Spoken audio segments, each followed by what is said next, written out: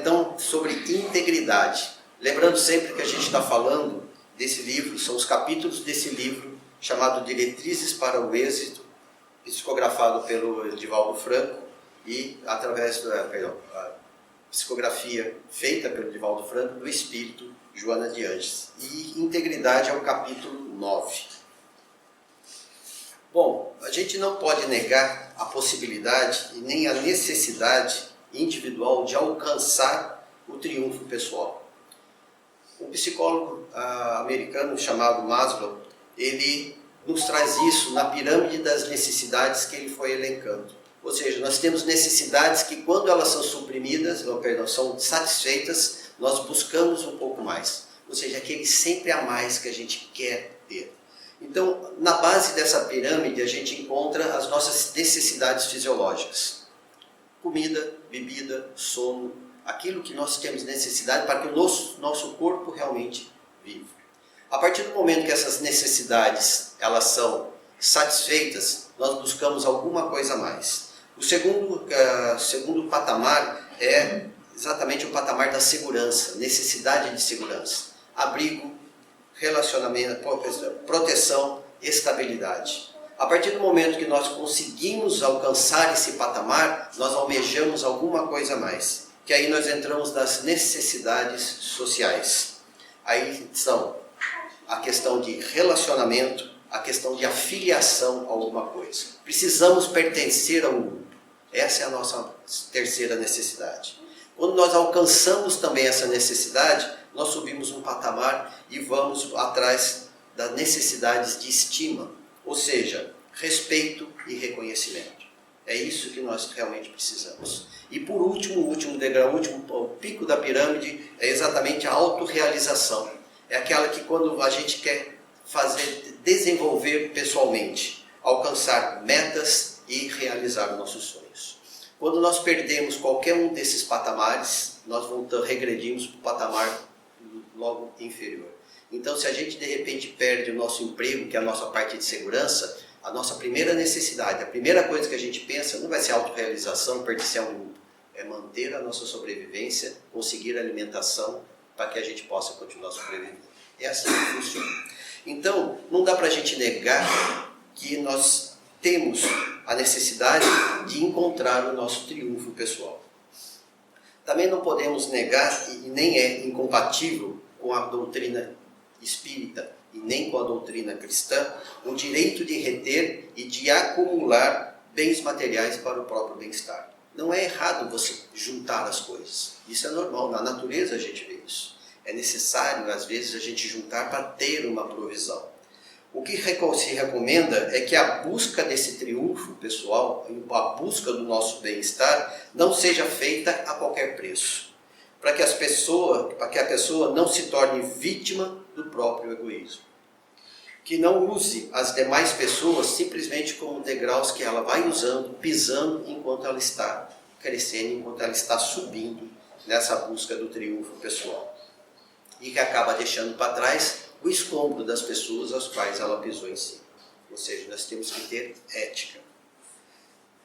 No capítulo 8 de Mateus, Jesus fala: de que adianta ao homem ganhar o mundo e perder-se a si mesmo? De que adianta a gente ter todo o reconhecimento, todo aquele material que a gente tem, que a gente é capaz de conseguir, se nós nos perdemos a nossa integridade?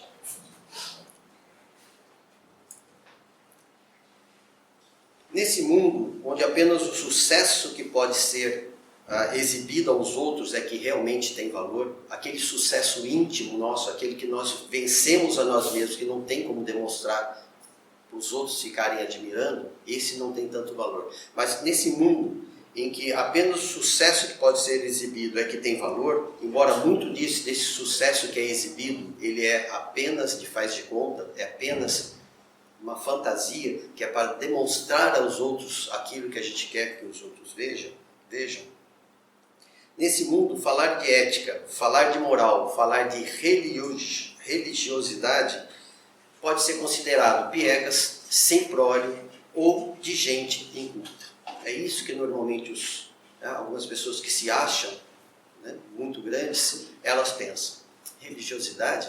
isso é coisa de gente pobre, isso é coisa de gente ignorante. Falar de ética, falar de moral, não, isso é coisa carolice. Isso simplesmente é carolice.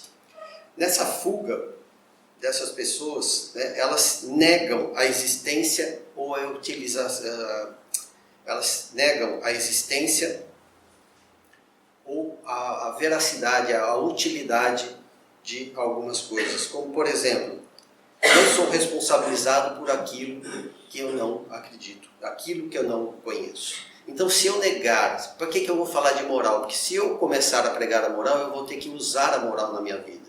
Se eu falo de ética, eu tenho que usar a ética na minha vida. Se eu falo de religiosidade, eu tenho que aplicar isso na minha vida. Então, se eu nego tudo isso, se eu evito ficar falando disso, eu estou livre. Se eu passo de algum limite, eu não posso ser simplesmente acusado porque eu simplesmente não conhecia. Eu posso chegar na frente do juiz e falar: me desculpa, juiz, eu não sabia. Na nossa própria lei aqui, não tem isso. Você tem a obrigação de saber. Você não pode alegar que você não conhece a lei.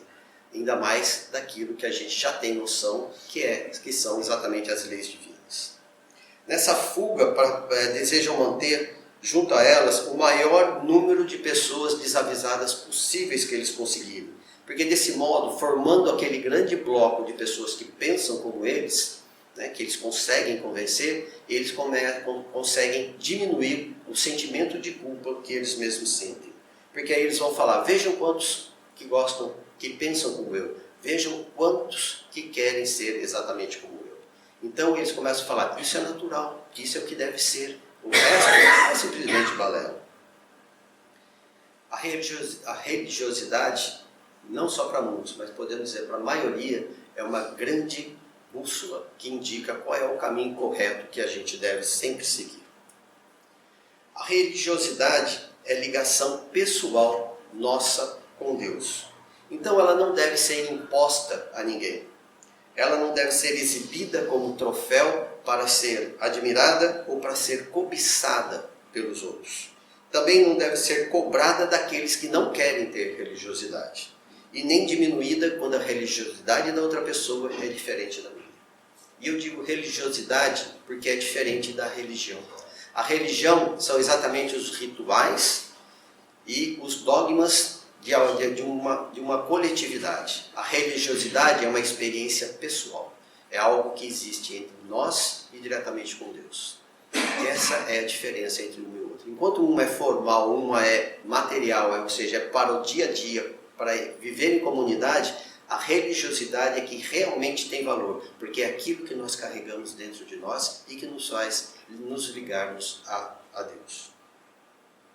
A religiosidade é conquista íntima e ninguém é cobrado, ninguém é punido por Deus ou cobrado pelos amigos espirituais por não ter religiosidade. Ninguém vai chegar lá do outro lado e São Pedro vai na porta do céu e São Pedro vai falar: você não foi religioso, você não teve a religiosidade, vai lá para o inferno. Não é assim.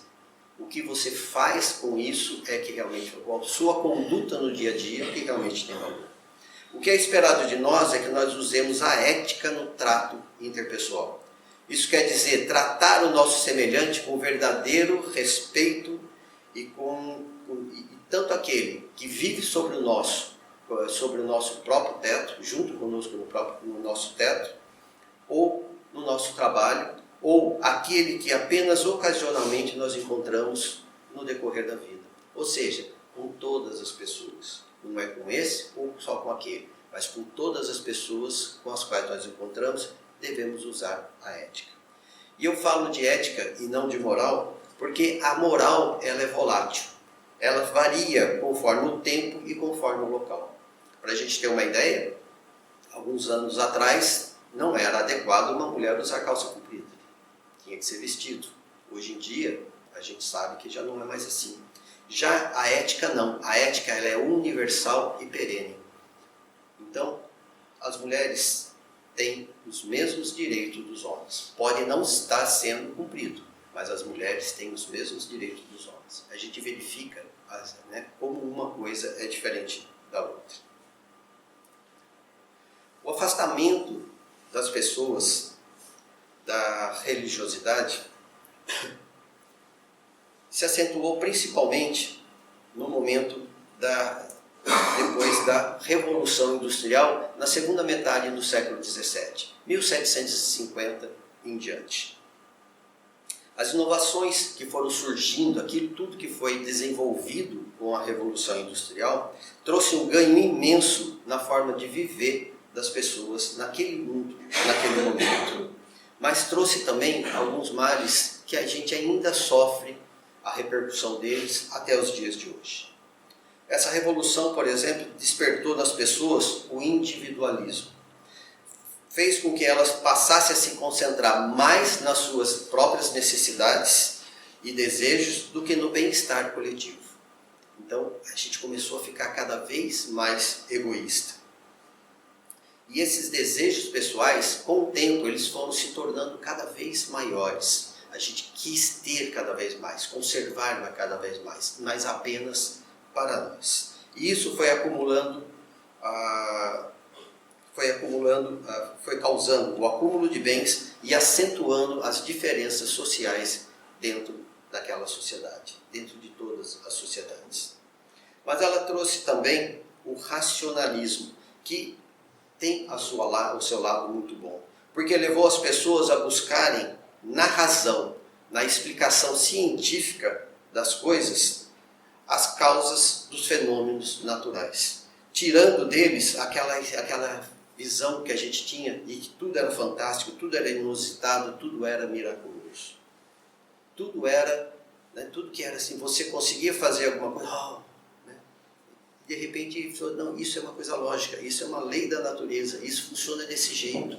Você vê de repente uma máquina funcionando com vapor, que produz uma energia muito maior do que muitos homens juntos para produzir, era uma coisa absurda. Mas a ciência demonstra, isso é desse modo por causa disso e disso e disso, e comprova como a gente vê até o dia de hoje. É coisa simples do dia de hoje. Você pegar uma planta e curar uma planta, embora isso seja muito antigo, teve uma época da nossa vida que isso era uma coisa espantosa. Quanta gente não foi queimada por causa disso? Porque pegava plantas e conseguia curar com as plantas. Então, a ciência veio e usa as mesmas plantas para tirar o princípio ativo e fazer os remédios que a gente vê nas fábricas hoje. Então, a gente verifica. A Revolução Industrial nos trouxe esse racionalismo, entender como que as coisas realmente funcionam. E, a partir dali, a gente conseguiu se desenvolver muito mais rápido. Porém, esse mesmo racionalismo que libertou a mente humana dessas grades da ignorância passiva que nós éramos, passou a rejeitar também a religião. Que até ali a religião ela era opressora e calcada sempre na culpa e no erro do ser. Você não poderia fazer nada, você não podia pensar além daquilo que era dito que você poderia pensar. Se você questionasse se Jesus, por exemplo, Jesus, ele foi criado por Deus ou ele simplesmente foi gerado por Deus? Que para nós parece uma coisa simples. Isso deu briga por mais de 1000 anos dentro da igreja, até que definissem que Jesus ele foi gerado por Deus. Mas ele tinha uma parte que tinha sido criada. Ou seja, vamos deixar as duas ideias para não criar muito mais confusão. 1000 anos brigando já era bastante tempo. Isso que aconteceu nos concílios, nas reuniões que tinham da Igreja Católica desde o ano 0 até o ano 1000. Então, tudo isso, eles quiseram romper exatamente com essa igreja, com essa religião, e não com a religião também. Acabou rompendo também com a religiosidade. E esse racionalismo não ofereceu a essas pessoas, a esses novos racionalistas, as bases necessárias para manter o seu equilíbrio emocional diante das mudanças que estavam acontecendo. Imagina você que está acostumado a lavrar a terra, a tirar seu sustento da terra, de repente você acha que tem uma grande oportunidade, vai para uma grande cidade, trabalha 18 horas por dia, não consegue alimento direito, não é? E isso se repete e ainda você fica ouvindo que Deus não existe, que a religião é besteira, que você tem que usar a razão. Ou seja, o racionalismo que existiu não trouxe o suporte necessário emocional para que aquelas pessoas pudessem suportar toda a mudança que elas estavam sofrendo naquele momento. Um psicólogo francês chamado Durkheim, ele chama a esse estado que a gente se encontra de desorientação, que é a perda de identidade e de propósito, de anomia. E ela leva o indivíduo a não saber qual é o seu papel e nem qual é o seu valor dentro da sociedade. Isso torna as pessoas vazias, sem esperança, e as leva à ansiedade, em seguida à fadiga, à depressão e fatalmente ao suicídio. Então, essa questão de nós não acharmos que temos valor, essa questão de nós não acharmos que fazemos parte de alguma coisa, faz com que nós fiquemos assim, totalmente à deriva.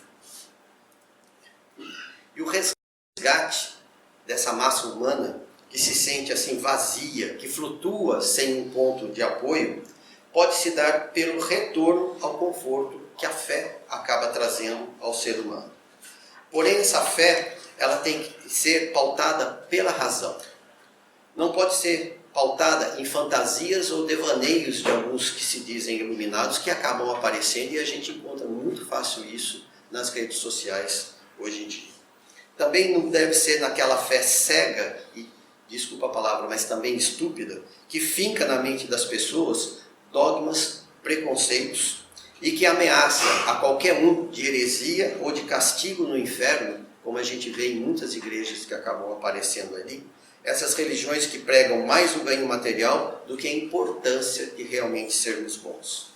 Mas o que vai nos carregar, tirar dessa sensação de vazio que nós temos, é aquela fé que nos faz parte de um planejamento pleno de progresso e de igualdade. E com um objetivo muito claro, que é exatamente conquistarmos a perfeição que é possível nós conquistarmos como seres humanos.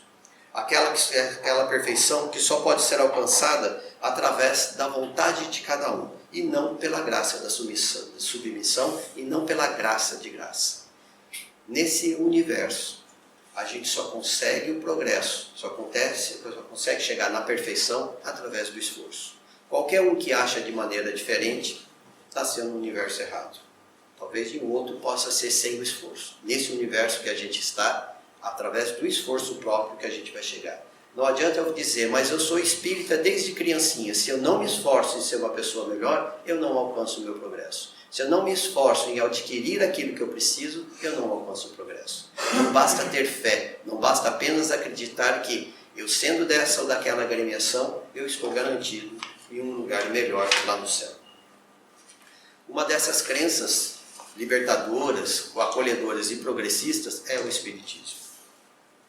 Não é a única, mas o Espiritismo é uma delas.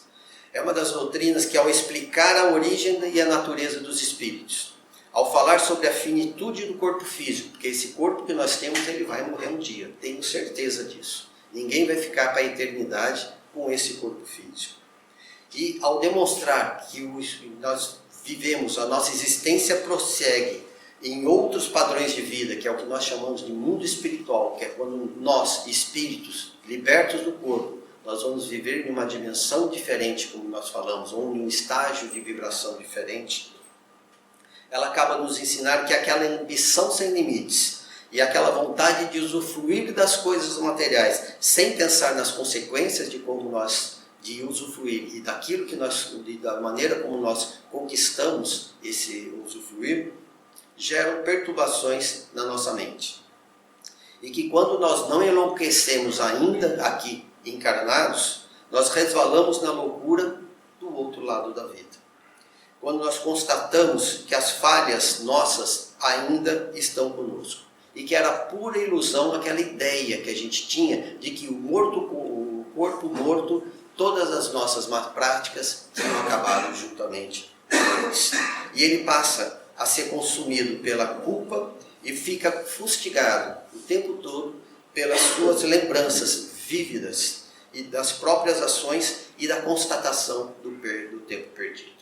Como é comum a gente escutar nos trabalhos que a gente faz a seguinte palavra: ah, se eu soubesse disso. Ah, se eu tivesse conhecido isso há mais tempo, eu não teria entrado nesse buraco, eu que acabei me colocando.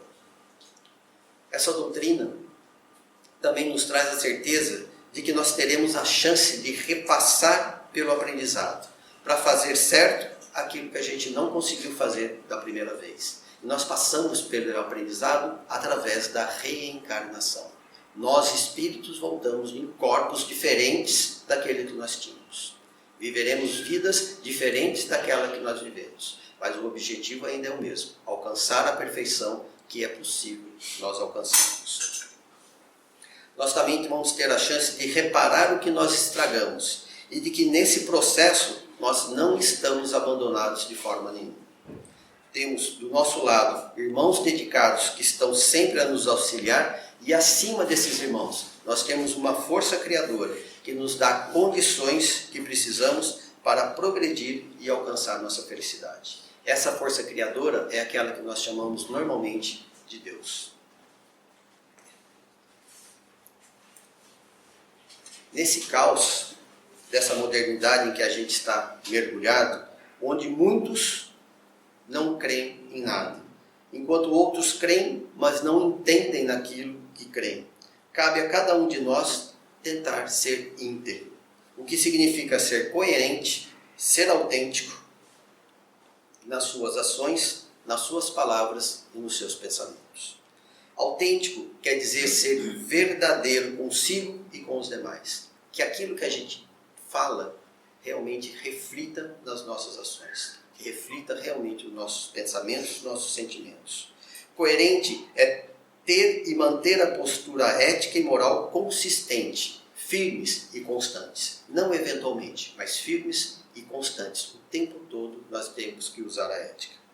É assumir a responsabilidade pelas próprias ações e deixar de transferir a culpa que nos cabe para quem está do nosso lado. Isso nós fazemos muito. Mas a culpa não foi minha. Eu explodi porque tal pessoa me tirou a paciência. Não, nós explodimos porque nós não temos a capacidade de nos controlarmos. Enquanto a gente transferir os nossos erros, as nossas responsabilidades para os outros, nós não conseguiremos jamais encontrar a cura. Seja lá daquilo que a gente esteja procurando. Então, vamos assumir as nossas responsabilidades tintim por tintim. É defender a verdade e a igualdade para todos, mesmo que isso vá contra os nossos interesses. Isso é ser justo. Ser justo não é pedir justiça. Ser justo é ser verdadeiro e fazer com que a verdade prevaleça, mesmo que eu tenha que abrir mãos de algumas coisas que eu quero. A gente tem que reconhecer que às vezes aquilo que a gente quer é prejudicial a alguém. Então, eu devo colocar isso na balança. O que é mais importante? Aquilo que eu quero ou aquilo que é o certo ser feito? A integridade humana é a escolha individual. E fazemos isso diante da liberdade que nós vamos conquistando ao longo do tempo e da responsabilidade que a gente adquire diante do nosso progresso intelectual. Liberdade nós só conseguimos realmente ter quando nós temos responsabilidade. E nós temos que ter responsabilidade para realmente poder ter toda a liberdade. Uma coisa depende da outra. E quando a gente fala em ter liberdade e responsabilidade, significa adquirir o livre-arbítrio. Quando a gente fala livre-arbítrio, todo mundo já pensa, eu faço o que eu quero. Não é? Mas você é responsável por aquilo que você faz. Nunca esqueçam essa segunda parte. Somos responsáveis pelas nossas escolhas. A integridade ela é desenvolvida através da educação, ou seja, daquele processo de ensino, de aprendizado que visa desenvolver as nossas habilidades e os nossos conhecimentos. A educação é importante, você desenvolver tudo aquilo, os seus conhecimentos, mas também as suas habilidades. Ela é desenvolvida também através da cultura. E cultura é o conjunto de valores, de crenças, de costumes, tradições práticas que são usadas por determinada coletividade. E também através da experiência humana, ou seja, pelas nossas vivências, por aquilo que nós passamos, por aquilo que nós experimentamos e como nós refletimos aquilo que nós experimentamos. E para alcançar a integridade, quando nós alcançamos a integridade, nós aquietamos aqueles nossos desejos exagerados. E não mais nós nos revoltamos com as perdas naturais da vida. Nós eliminamos de nós a ansiedade gerada pela necessidade de ter cada vez mais. Na sociedade de hoje, se nós não apresentarmos um ganho a mais em cada dia, nós nos sentimos inferiores aos outros. Mas quando nós nos mantemos íntegros, quando nós alcançamos essa integridade, essa questão de entendermos quem realmente nós somos, não precisamos demonstrar para ninguém que nós somos melhores ou que somos mais do que ontem. Nós perdemos essa necessidade. Mas para conseguirmos tal efeito, nós precisamos nos analisarmos para identificar em nós o que é excesso e o que é necessário para a nossa vida. Tanto nas coisas materiais, quanto na forma como nós influenciamos os outros e sobre o que nós queremos controlar. O que é necessário realmente controlar? Como que eu devo realmente me relacionar com a outra pessoa? Até onde é aquilo que é necessário e o que passa do que é necessário e passa a ser simplesmente a minha vontade. Para isso é preciso sabedoria para poder ordenar essas prioridades frente às nossas necessidades e também frente às necessidades do próprio mundo.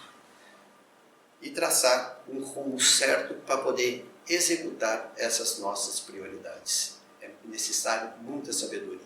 E para que a gente possa ter essa sabedoria, nós possamos nos pautar pela integridade que nós temos nos valores trazidos por Jesus através do seu Evangelho e que permanecem puros, imutáveis, permanecem eficazes até o dia de hoje e cujo maior resumo a gente encontra naquela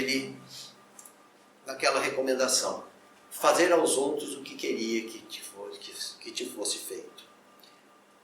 Nessa frase nós encontramos o que aqui? Nós encontramos aqui a nossa vontade de fazer o bem ao outro. Mas ela é complementada também por essas outras aqui. Se queres ser o maior, seja você no mundo o servo de todos. Aqui a gente encontra a humildade. Perdoa 70 vezes 7 vezes. Nós encontramos aqui a paciência. E carrega a tua cruz e me segue. E aqui a gente encontra a resignação. Então nós precisamos ter respeito, precisamos ter humildade, precisamos ter paciência e precisamos ter resignação em cada momento da nossa vida para que a gente realmente consiga encontrar a nossa plenitude, como Joana de Ângeles recomenda.